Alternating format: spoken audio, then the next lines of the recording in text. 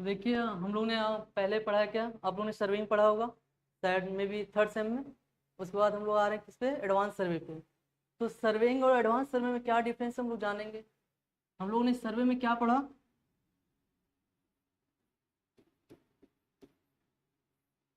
सर्वे में हम लोगों ने बेसिक पढ़ा सिंपल प्रॉब्लम, जैसे angular measurements, horizontal measurement, ground पे जो सिंपल प्रॉब्लम्स होते हैं उसके बारे में पढ़ा। तो यहाँ और ज़्यादा डीप जाने के लिए हम लोगों ने एडवांस सर्वे को चूज किया। उसमें क्या हम लोग को पढ़ना होता है, कर्व के बारे में पढ़ना होता है, फोटोग्रामेट्रिक सर्वे के बारे में, रिमोट सेंसिंग के बारे में।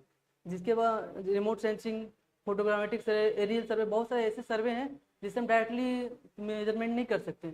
उसके लिए क्या करते हैं हम लोग, एडवांस सर्वे में चूज करते हैं।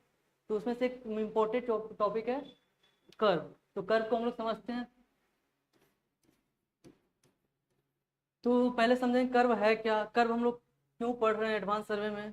तो ये हम लोग यहाँ पे कर्व तो ऐसे बहुत सारे डिफाइन है, बट हम लोग अपना क्या पढ़ेंगे, इंजीनियरिंग पर्सपेक्टिव की दृष्टि से देखेंगे। ठीक है, तो इंजीनियरिंग की दृष्टि से क्या देखेंगे, कर्व होता क्या है। तो curve is a graphical representation which is use to change direction of motion. Direction of motion कैसे चेंज करेंगे, देखते हैं हम लोग। It is use in railway and highway. Suppose that ये रोड है, ठीक है, और ये मेरी बाइक है। बाइक में दो पहिए होते हैं, एक एक्सल, दो एक्सल। तो ये जब मूव करेगा तो क्या ये 90 डिग्री पे ऐसे मूव कर सकता है क्या, नहीं ना मूव करेगा। जब भी ये करेगा तो ऐसे करके ऐसे सर्कुलर पाथ पे रोटेट करना चाहेगा। क्यों चाहेगा, क्योंकि ये जो एक्सल होता है इसका क्या होता है, रिजिड होता है। ये किसको फॉलो करता है, पहला जो एक्सल होता है सेकंड एक्सल को फॉलो करता है, यानी पहला जो पहिया होता है वो सेकंड पहिए को फॉलो करता है। तो हम लोग इसमें क्या होगा, अगर ये हम देते हैं परपेंडिकुलर तो क्या होगा इसमें, ये जो डिस्टेंस है ये मेरा किसी काम का आएगा क्या, नहीं आएगा। तो हम लोग अगर यहाँ पे ऐसे कर्व एक ऐड कर दें तो यहाँ पे क्या होगा, ये यहाँ से मुड़ जाएगा सीधा, एकदम कंफर्टेबली मुड़ जाएगा। तो कर्व को इसलिए हम लोग पढ़ते हैं क्योंकि हमको डायरेक्शन चेंज करना होता है, किसका, मोशन का। यहाँ पे कुछ स्पीड था, यहाँ से डायरेक्शन चेंज करना है मोशन का, तो कंफर्टेबली भी चेंज हो रहा है और ऑक्यूपाई भी हो रहा है। ठीक है, फिर उसके बाद पढ़ते हैं हम लोग कर्व का तीन टाइप्स है। कर्व का तीन टाइप्स होता है, एक पहला होता है सिंपल सर्कुलर कर्व, दूसरा कंपाउंड कर्व, तीसरा रिवर्स कर्व। तो मोटा मोटी जानते हैं हम लोग, पहला सिंपल सिंपल सर्कुलर कर्व,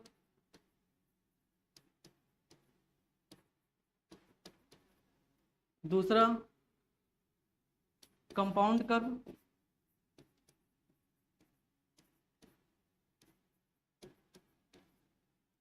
तीसरा रिवर्स कर्व।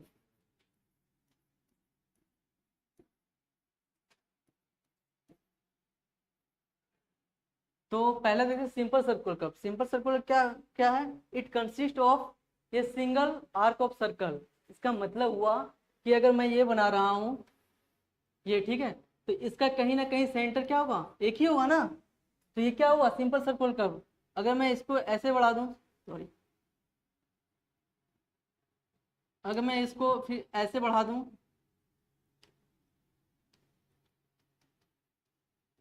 तो इस सर्कल का जो सेंटर है वो इधर कहीं आएगा। इसका क्या हो गया, दो सेंटर, कितना आर्क ऑफ सर्कल हुआ, टू आर्क ऑफ सर्कल। एक रेडियस का ये हुआ, दूसरे रेडियस का ये हुआ, तो ये क्या होगा, कंपाउंड कर्व। इसमें दो या दो से अधिक जोड़ सकते हैं, कंपाउंड कर्व। और सिंगल आर्क का सर्कल रहा तो क्या कहेंगे, सिंपल सर्कुलर कर्व। और थर्ड हो गया रिवर्स कर्व। इसमें क्या होता है, ऑपोजिट डायरेक्शन में होते हैं कर्व। ये इसका सेंटर कहीं इधर आएगा और इस कर्व का सेंटर किधर आएगा, इधर आएगा। तो इसका यूज कहाँ पे होता है, रिवर्स कर्व का जनरली यूज होता है मोटर रेसिंग में, बाइक रेसिंग में। देखते हैं ना कर्व होता है रोड, तो उसमें यूज होता है रिवर्स कर्व का। तो इस सब के बारे में बाद में पढ़ेंगे, पहले हम लोग क्या पढ़ेंगे, सिंपल सर्कुलर कर्व। ठीक है, इतना क्लियर है, कर्व क्या हुआ, कर्व के टाइप्स कितने हैं, कर्व को हम लोग पढ़ क्यों रहे हैं, इतना क्लियर है। आगे पढ़े, ओके।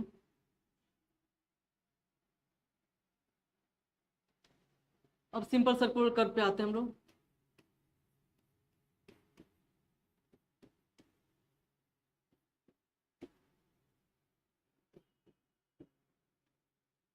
तो सिंपल सर्कुलर कर्व देखते हैं। तो सिंपल सर्कुलर कर्व है क्या, simple circular curve is a arc which is you to join two straight path tangentially.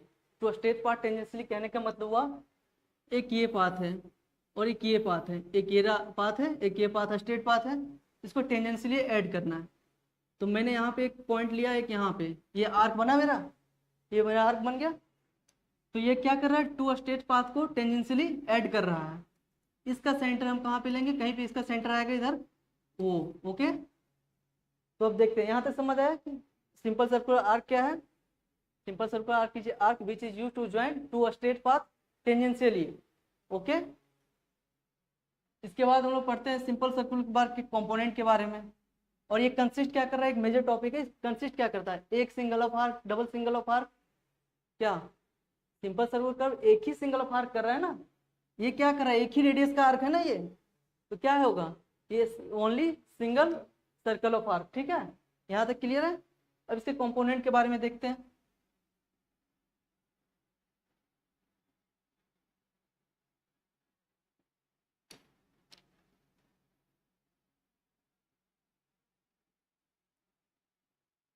तो कंपोनेंट देखते हैं, एक ये, एक ये हुआ, एक ये हुआ रोड। ठीक है, अब मैंने क्या किया, मैंने एक पॉइंट यहाँ पे लिया, एक मैंने ये पॉइंट यहाँ पे लिया।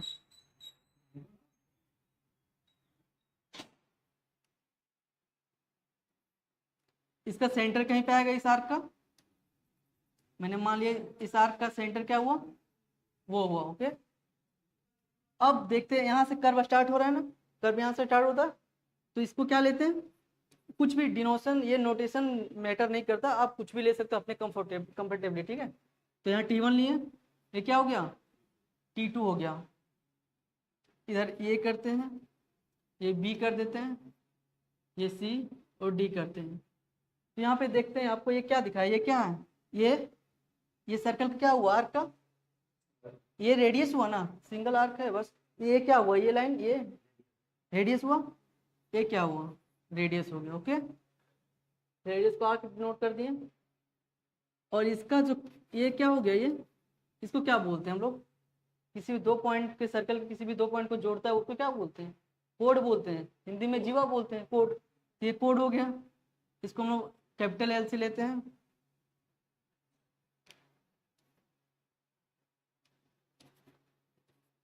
कैपिटल एल से, और ये क्या होगा, ये वाला जो लेंथ हो गया, ये क्या हो गया, ये लेंथ ऑफ आर्क या लेंथ ऑफ कर्व हो गया। ये क्या हो गया, राउंड वाला पोर्शन लेंथ ऑफ कर्व हो गया, इसको स्मॉल एल से लेते हैं। ठीक है, अब देखते हैं जहां से कर्व मेरा स्टार्ट हो रहा है, पॉइंट स्टार्ट कहाँ से हो रहा है, यहाँ से कर्व स्टार्ट हो रहा है, पॉइंट कहाँ से स्टार्ट हो रहा है कर्व का पॉइंट, ये T1 से। ठीक है, द तो क्या बोलेंगे, the point at which curve has to be started, it is called point of curve. जहां से कर्व स्टार्ट हो रहा है उसको क्या बोलेंगे, पॉइंट ऑफ कर्व। इसको शॉर्ट में लिखेंगे PC। ओके, और the curve which has to be ended is called point of tangency, यानी कि कर्व जहां पे एंड हो रहा है उसको पॉइंट ऑफ टेंजेंसी बोलेंगे, कर्व जहां पे स्टार्ट हो रहा है वहां को पॉइंट ऑफ कर्व बोलेंगे। तो ये पॉइंट क्या हो गया, point of tangency.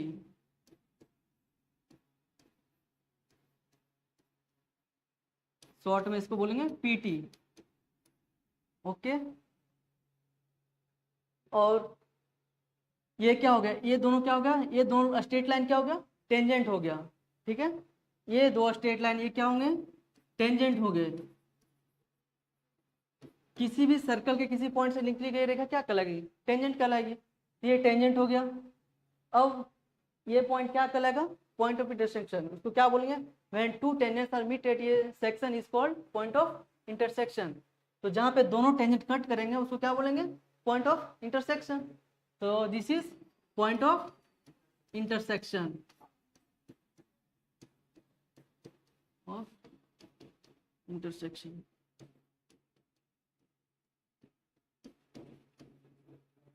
Okay, point of curve जहां से कर्व स्टार्ट होती है, पॉइंट ऑफ टेंजेंसी जहां से कर्व एंड होती है, पॉइंट ऑफ इंटरसेक्शन जहां पे दो टेंजेंट मिलते हैं। ओके, अब पढ़ते हैं हम लोग इस एंगल के बारे में। तो एंगल ऑफ इंटरसेक्शन को क्या होगा, angle of intersection the angle between two tangents towards the circular arc is called angle of intersection. ये दो टेंजेंट्स के कट करने से जो एंगल बनता है टुवर्ड्स आर्क, मतलब इस आर्क के अंदर की ओर, आर्क की तरफ, उसको क्या बोलेंगे? Angle of intersection. इसको आई से डिनोट करते हैं, यानी कि एक ए एंगल बन रहा है ना, एक आउटसाइड बन रहा है, एक इनवर्ड बन रहा है, तो इनवर्ड जो बनेगा उसको क्या बोलेंगे? Angle of intersection. ये हो गया एंगल ऑफ इंटरसेक्शन।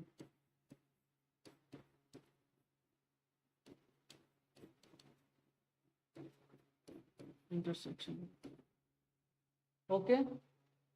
और second, the angle between two tangents outside the curve is called deflection angle. तो देखिए, एक तो इनवर्ड एंगल बना, टेंजेंट यहाँ कट के एक एंगल अंदर बना, एक एंगल ये बनेगा, बनेगा ना।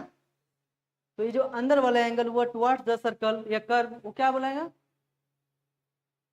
इंटरसेक्शन एंगल, ठीक है।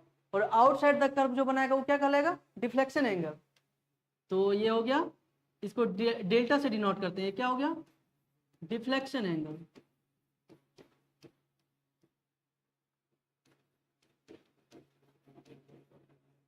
फिर से रिपीट करते हैं।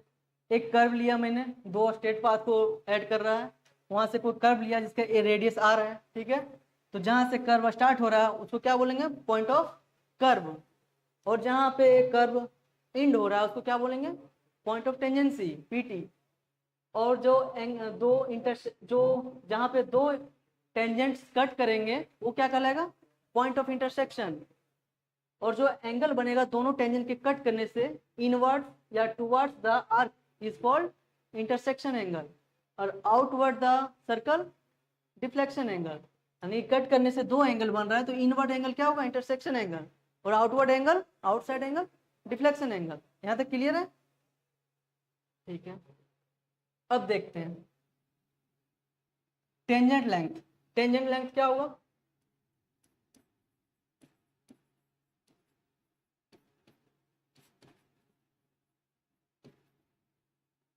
ये जो टेंजेंट क्या हुआ, ये हुआ यहाँ से यहाँ, तो ये टेंजेंट हुआ, ये और ये यहाँ से टेंजेंट हुआ।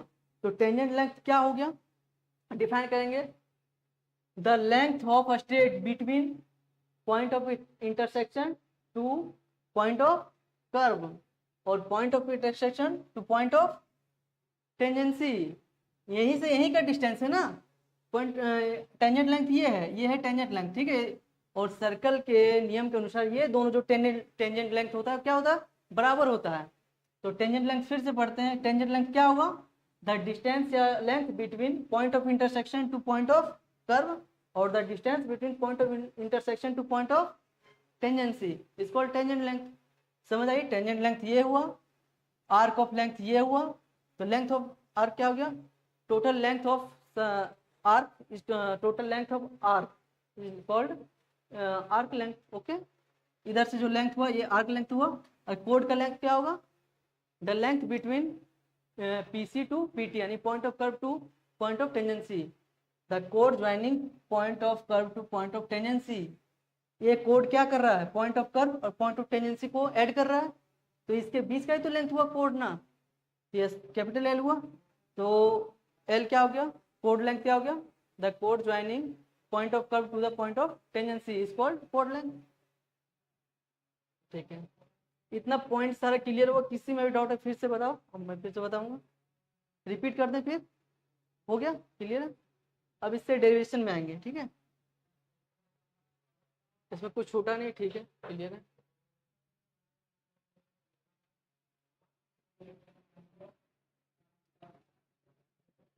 एक और पॉइंट है,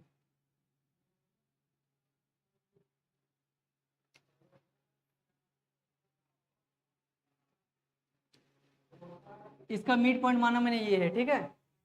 ये आर्क पे मिड पॉइंट मैंने ये माना पी, ठीक है। और कोड का मिड पॉइंट क्यू माना। तो यहाँ से point of intersection, the distance between point of intersection to mid of the arc is called external distance. ये जो लेंथ कहलाता है एक्सटर्नल डिस्टेंस कहलाता है, ओके। इसको ई से डिनोट करते हैं। और ये दोनों लेंथ भी तो होगा ना, ये भी तो लेंथ होगा ना। तो the distance between mid of the arc to the mid of the कोड इज कॉल्ड मिड ऑर्डिनेट, ये क्या कहलाएगा, मिड ऑर्डिनेट।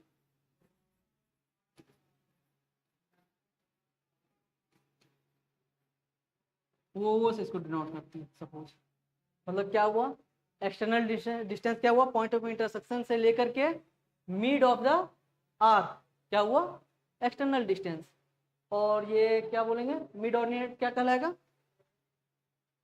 मिड ऑर्डिनेट कहलाएगा क्या, ये किसका मिड है, mid of the arc to the mid of the, ये क्या है, कोड है ना, तो mid of the arc to the mid of the कोड इज कॉल्ड मिड ऑर्डिनेट। चलो इतना क्लियर है, रफ कर दे। ओके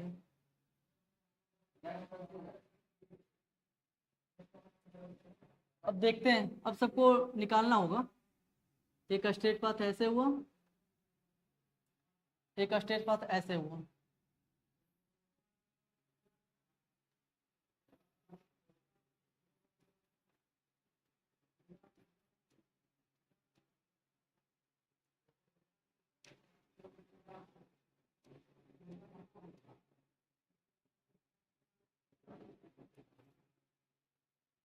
यहाँ का एंगल थीटा मान लिए, ये मेरा, ये बी सी डी, ओके, ये मेरा क्या है, T1 T2, और इसको क्या बोलते हैं हम लोग, जहां से कर्व स्टार्ट होता है, पॉइंट ऑफ कर्व PC, जहां पे कर्व इंड होता है पॉइंट ऑफ टेंडेंसी यानी कि PT, ठीक है। ये लेंथ आर्क लेंथ L, और ये code joining point of curve to point of tendency क्या हो गया, कैपिटल L। ये क्या हो गया, रेडियस R। यहाँ पे क्या हो गया, इंटरसेक्शन एंगल किधर होगा, इधर की इधर, नीचे अंदर, और outside angle deflection angle, okay. और जहां ये पॉइंट कट कर रहा है उसको क्या बोलेंगे, एंगल ऑफ इंटरसेक्शन, और उसको इस नाम से भी जाता है, वर्टेक्स के नाम से भी जाता है, या तो एंगल ऑफ इंटरसेक्शन बोलेंगे उस पॉइंट को, या तो वर्टेक्स। तो इसको, इस पॉइंट को किससे डिनोट करेंगे, V से डिनोट करते हैं, ठीक है। अब देखते हैं, अब हम इसको एक ऐसे करते हैं, मिड ऑर्डिनेट से जाते हुए, मैंने माना यहाँ पे P पॉइंट है, यहाँ पे Q पॉइंट है। अब तुमको कुछ दिख रहा है, पहले निकालते हैं टेंजेंट लेंथ।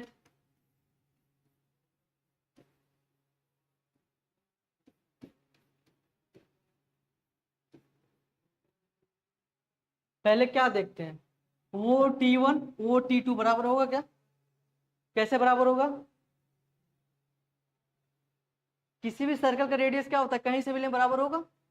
तो ये क्या हुआ, वो T1 रेडियस ही हुआ ना, वो T2 रेडियस ही हुआ, तो वो T1 इक्वल टू वो T2 बराबर R, क्या हुआ, रेडियस, तो रेडियस के कारण इक्वल वो दोनों। अब पढ़ते हैं, T1 भी T2 इक्वल होगा क्या, ये लेंथ और ये लेंथ इक्वल होगा क्या, क्यों, क्योंकि टेंजेंट है सर्कल का, सर्कल का टेंजेंट इक्वल होता है। तो T1 बराबर T2 बराबर टेंजेंट, ठीक है। अब जब ये दोनों बराबर है, ये दोनों बराबर है, तो उसका सम्मुख कोण भी तो बराबर होगा, और किसी भी क्वाड्रिलेटरल का कितना एंगल होता है, 360 होता है। तो जब सब बराबर है तो सारा तो एंगल भी बराबर बनाएगा ना, जब सारा भुजा बराबर है तो एंगल भी सारा बराबर बनाएगा। तो एक कितना हो जाएगा, एक एंगल 90 डिग्री का। तो लिखते हैं इन क्वाड्रिलेटरल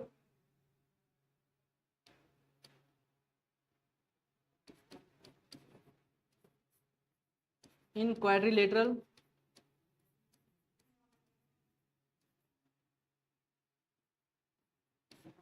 क्वाड्रिलेटरल का नाम क्या हो गया, वो T1 भी T2, नाम कैसे, वो T1 भी T2, ठीक है, वो T1 भी T2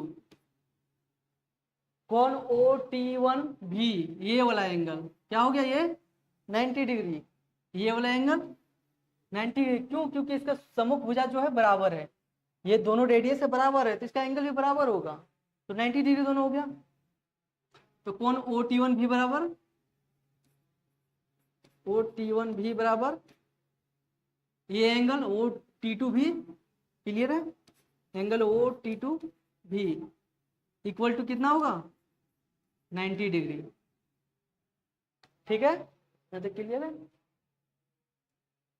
और अगर ये लाइन है, ठीक है, यहाँ से प्रतिच्छेद कर रहा है, ये जो दोनों ये पूरा एंगल जो बनाया कितना बनाएगा नीचे, सपोज दैट एक ऐसे है, ये थीटा है, ये थीटा, ये बी, तो ये दोनों मिलके कितना एंगल बनाएगा, 180 बनाएगा। तो यहाँ भी तो सेम है, एक रेखा प्रतिच्छेद कर रहा है, ये आई प्लस डेल्टा कितना बनाएगा, 180 बनाएगा, यानी कि इंटरसेक्शन एंगल प्लस डेल्टा कितना बनाएगा, 180।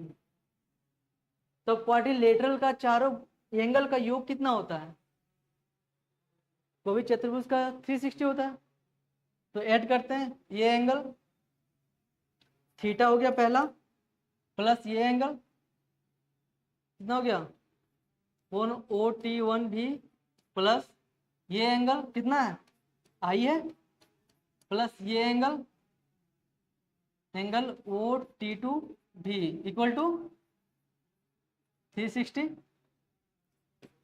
थीटा नहीं पता है, कौन O T O plus angle O T two भी पता है ना, यहाँ पे देखो लिखे है ना, दोनों 90 डिग्री है, तो 90 प्लस आई प्लस ये 90 प्लस इक्वल टू 360 डिग्री। 90 90 180 हुआ, प्लस माइनस में गया कितना बचेगा, तो थीटा प्लस 90, थीटा प्लस आई बचा केवल इस साइड, उधर कितना बचा 180। अब इधर से देखते हैं, इधर लिखता हूं, ठीक है, आई प्लस डेल्टा कितना है 180 है, तो इधर से आई कितना हो जाएगा 180 माइनस डेल्टा ये होगा। तो यहाँ पे पुट करते हैं आई का वैल्यू, थीटा प्लस आई का value 180 minus delta equal to 180, 180 180 cancel out हो जाएगा, माइनस जाएगा, ये माइनस डेल्टा किधर जाएगा, उधर जाकर प्लस हो जाएगा। तो theta equal to delta, theta क्या है मेरा सेंट्रल एंगल, डेल्टा क्या है डिफ्लेक्शन एंगल। इसका मतलब ये हुआ कि अगर डिफ्लेक्शन एंगल मेरा दिया हुआ है कुछ भी, तो वो जो डिफ्लेक्शन एंगल होगा किसके बराबर होगा, सेंट्रल एंगल, क्या बोलेंगे central angle equal to deflection angle.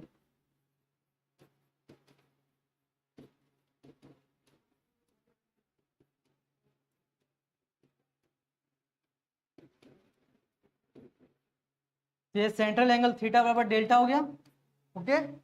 और ये जब डिवाइड कर रहा था इधर क्या होगा, एक साइड का एंगल कितना हो जाएगा, वन साइड का डेल्टा बाय 2, ठीक है। अब देखते हैं ट्रायंगल, ट्रायंगल इस triangle O T one B, triangle O T one B, इसमें 10 डेल्टा बाय 2 इक्वल टू क्या होगा, ये ट्रायंगल क्यों ले रहे हैं, क्योंकि ये एंगल मेरा 90 डिग्री है ना, ठीक है। तो ट्रायंगल ओ टी वन भी 10 डेल्टा बाय 2, 10 डेल्टा बाय 2 क्या होगा, 10 डेल्टा बाय 2 क्या होगा, डेल्टा बाय 2 ये है, 10 डेल्टा बाय 2 क्या होता है, 10 थीटा इक्वल टू क्या होता है,